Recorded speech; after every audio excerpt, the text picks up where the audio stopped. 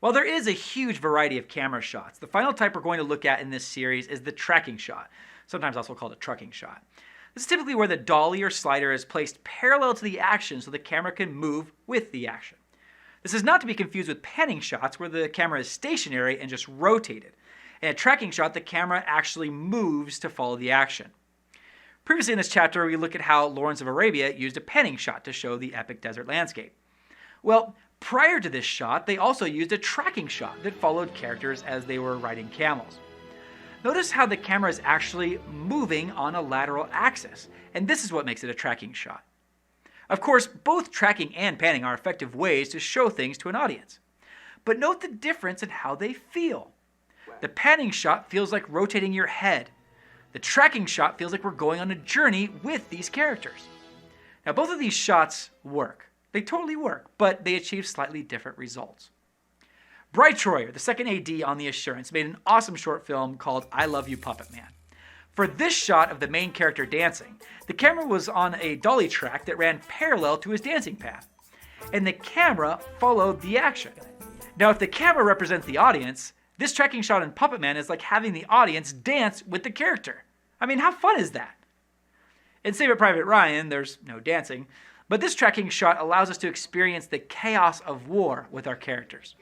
I also love how Spielberg keeps Tom Sizemore's character still at the beginning of the shot. He's the only thing in the whole frame that's not moving, almost like a needle in a living haystack. This shot is almost like a visual metaphor for how difficult it will be to find Private Ryan in all this mess.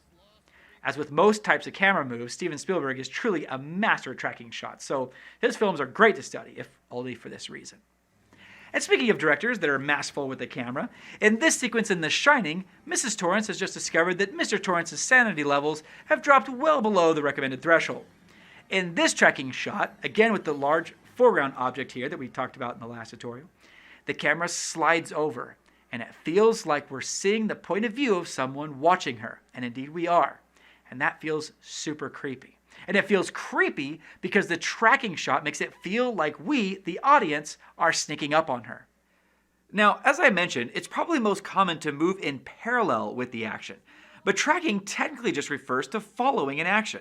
This shot in The Sound of Music would be considered a tracking shot, even though we're moving backwards.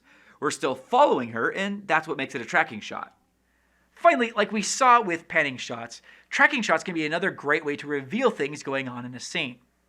In 2001: A Space Odyssey, Dave looks around this world trying to figure out what's going on. In this shot, the camera tracks to the right while it also pans to the left, revealing an older version of Dave. We use a similar combination of tracking and panning in this shot in The Assurance.